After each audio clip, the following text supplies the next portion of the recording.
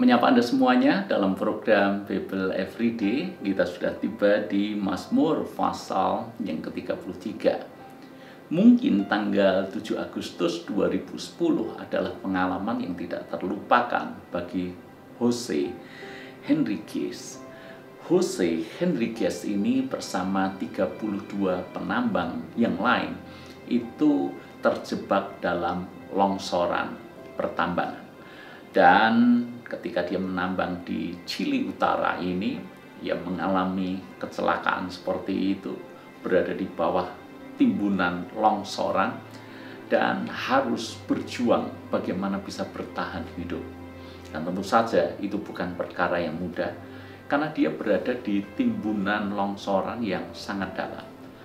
Dan kalau Anda nanti mencoba untuk googling, Anda akan mengerti bahwa mereka harus bertahan di bawah timbunan itu tidak hanya 1-2 hari, tidak hanya 1-2 minggu, tetapi kurang lebih 3 bulan mereka berada di bawah longsoran itu.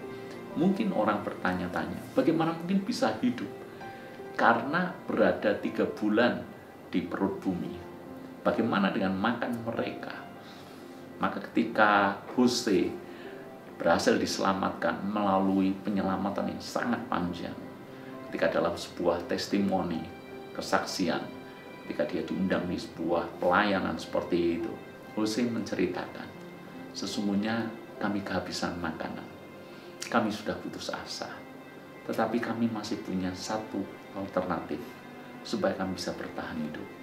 Dan satu alternatif ini adalah pertolongan Tuhan. Jadi dengan kata lain, Jose mau berkata, tidak ada yang sanggup menolong kami kecuali Tuhan. Karena proses penyelamatannya bisa waktunya berbulan-bulan, waktunya sangat panjang, tetapi bisa terluput dari maut, bisa keluar dengan selamat. Itu memang karena faktor Tuhan semata yang menyelamatkan mereka. Saudara-saudara, kita belajar dari Mazmur 33. Pemazmur juga mengungkapkan hal yang sama. Di saat menghadapi masalah, di saat menghadapi tekanan, di saat menghadapi kesulitan, bahkan seolah-olah semua pintu tertutup, jalan seolah-olah buntu, tidak ada pertolongan di kanan kiri. Apa yang harus kita lakukan? Pemazmur mengingatkan ayat yang ke-16. Seorang raja tidak akan selamat oleh besarnya kuasa. Bahkan seorang raja yang punya kekuasaan, jangan pernah mengandalkan kekuasaan dimilikinya. Karena dia selamat bukan ditentukan oleh seberapa besar dia punya kuasa. Seorang pahlawan tidak akan tertolong oleh besarnya kekuatan. Pahlawan hebat karena dia punya kekuatan yang hebat. Pahlawan hebat karena dia bisa berperang dengan hebat. Tapi Alkitab menulis, bahkan seorang pahlawan tidak akan tertolong oleh karena dia hebat di medan perang. Kuda adalah harapan sia-sia untuk mencapai kemenangan, yang sekalipun besar ketangkasannya tidak dapat memberi keluputan. Pada zaman dulu, peperangan itu jumlah kuda sangat menentukan kemenangan, karena kuda itu besar ketangkasannya.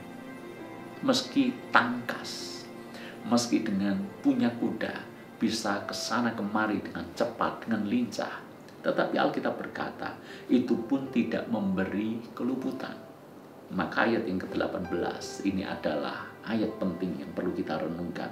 Sesungguhnya mata Tuhan tertuju kepada mereka yang takut akan Dia, kepada mereka yang berharap akan kasih setianya, untuk melepaskan jiwa mereka daripada maut dan memelihara hidup mereka pada masa kelaparan, pada masa kesesakan, pada masa dia tertekan. Tuhanlah yang meluputkan, Tuhanlah yang memelihara. Maka pesan firman Tuhan hari ini adalah, ketika tidak ada sesuatu yang bisa diandalkan, masih ada satu pribadi yang bisa kita andalkan. Pribadi yang kuasanya melebihi raja, pribadi yang kekuatannya melebihi pahlawan, pribadi yang ketangkasannya melebihi kuda. Dia adalah Tuhan kita, Yesus Kristus. Siapapun yang mengandalkan Tuhan akan diluputkan.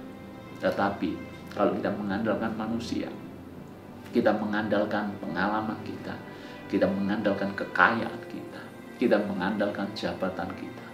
Belum tentu itu bisa menolong dan meluputkan kita. Mari taruh itu semuanya.